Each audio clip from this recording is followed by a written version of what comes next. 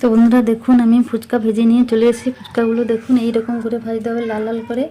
এদিকে বন্ধুরা, মামুনি রান্নাঘরে সবাইকে স্বাগত। আজকে আমি বানাবো, সামনে পুজো চলে এসছে, পুজোর জন্য আমি একটা দারুণ একটা রেসিপি আজকে বানিয়ে দেখাবো।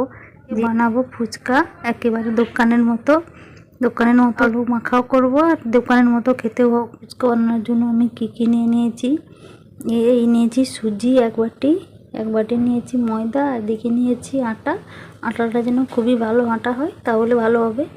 তো বন্ধুরা এই কটা উপকরণ দিয়ে আজকে আমি ফুচকাটা বানাবো। এই সব উপকরণই ঘরে থাকা উপকরণ দিয়েই আজকে আমি বানাবো ফুচকা। তো বন্ধুরা আগে আমি কাশি নিয়ে নিয়েছি। কাশির মধ্যে দিয়ে দেবো, আমি মাপ করে দেবো, এই ছোটো বাটিটা 2 বাটি সুজি দেবো। 2 বাটি সুজি দিয়ে দিয়েছি। এবার এই একই মাপে আমি 2 বাটি ময়দা দেব। এই দেখুন 1 বাটি আর 1 বাটি দিয়ে দেব। 2 বাটি ময়দা, 2 বাটি সুজি দিয়েছি। আর দিয়ে দেব আমি আটা দেব 4 বাটি, একই বাটির মাপে। এই দেখুন আমার 4 বাটি হয়ে গেছে। এবার দিয়ে দেব অল্প একটুখানি খাবার সোডা, এতটা দেব না, একটুকু রেখে দিয়েছি। এবার এগুলোকে আমি ভালো করে প্রথমে মিশিয়ে নেব। খুব ভালো করে মেশানো হয়ে গেছে। এবার আমি অল্প অল্প করে জল দিয়ে একটা ডো তৈরি করে নেব। বেশি জল দিলে হবে না, ডো তৈরি করতে হবে, তার জন্য অল্প অল্প জল দিয়ে আমি ডো তৈরি করে নেব, একসঙ্গে বেশি জল দেব না। এই দেখুন খুব ভালো করে আমি এটাকে মেখে নিয়েছি 10 মিনিট। এটাকে আমি 10 মিনিট প্রায় ঠেসে মেখে নিয়েছি।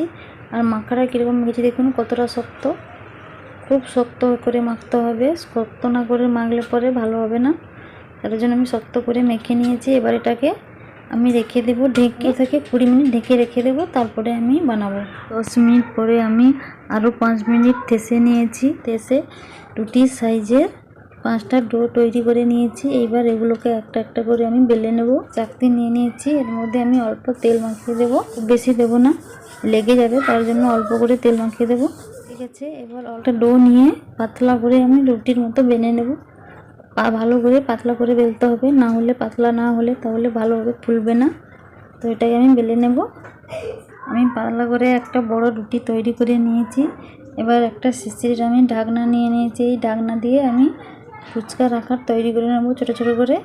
এমনই করলে কি হবে, একসঙ্গে অনেকগুলো হয়ে যাবে। এবার ঢাকনা রেখে চাপ দিলেই সবগুলো কেটে নিয়েছি ঢাকনা দিয়ে। এবার এগুলোকে তুলে নেব। এই দেখুন কত সুন্দর উঠে যাচ্ছে। একটা দেখাই, দেখুন কত সুন্দর হয়ে গেছে পাতলা। এইভাবে করে আমি সবগুলো করে নেব। এই দেখুন আমি 2টো থালা ভর্তি করে ফুচকাগুলো বেলে নিয়েছি। দেখুন এই দিকটা একটু বড়, ওই দিকটা একটু ছোট। এগুলোকে এবার আমি ভেজে নেব। তো চলে যাব উনুন ধরিয়ে নেব। উনুনে আমি কড়াই বসিয়ে দিয়েছি। এবার দিয়ে দেবো আমি ভাজার জন্য সাদা তেল। এতে বেশি করে তেল দিতে হবে, তাহলে পরে না হলে পরে ফুলবে না। তেল গরম হয়ে গেছে। এবার আমি হাতে করে কটা ফুচকা নিয়ে নিয়েছি, এটাকে একেবারে দিতে হবে। আর তেল খুব ভালো করে গরম করতে হবে। এগুলোকে দিয়ে দেবো, দিয়ে ধানটা দিয়ে হবে, নাড়াতে হবে। এই দেখুন ফুলে গেছে কত সুন্দর। এভাবে উল্টে পাল্টে এগুলোকে আমি লাল করে নেব। এই দেখুন হয়ে গেছে, তাড়াতাড়ি হয়ে যাবে।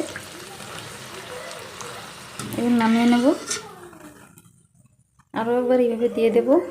এই দেখুন আবারও দেখিয়ে দিচ্ছি, এভাবে দিয়ে দেব, দিয়ে নাড়তে থাকবো। এভাবে তেলটাকে নাড়িয়ে দিলে ফুলে উঠেছে কীভাবে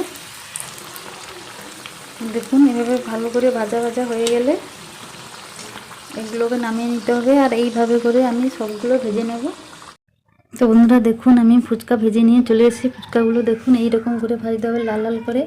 এদিকে আমি তেঁতুল চটকে নিয়েছি, এর মধ্যে দিয়ে দেবো আমি তেঁতুলে ধনে পাতা, আর দেবো আমি চাট মশলাটা বানিয়েছি, এটা গুঁড়ো মশলা, গোলমরিচ আর জিরে, ধনে, আর দিয়েছি মৌরি, দিয়ে সবগুলো একসাথে হালকা আছে শুকনো কলায় ভেজে এইগুলোকে গুঁড়ো করে নিয়েছি। দিয়ে দেবো 1 চামচ।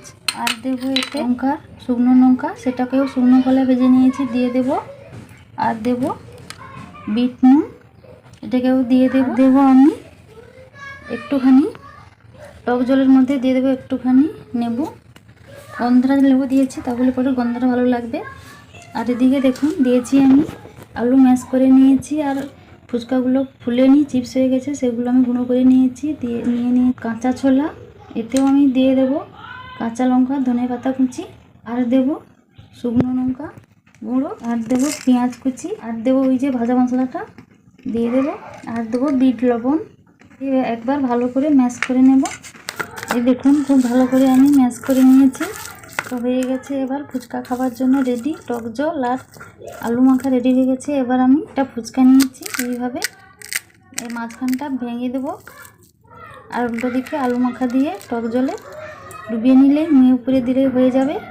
তো বন্ধুরা, আমার এই রেসিপিটা কেমন লাগলো কমেন্ট করে জানিও, আর লাইক সাবস্ক্রাইব ফলো করে দিও।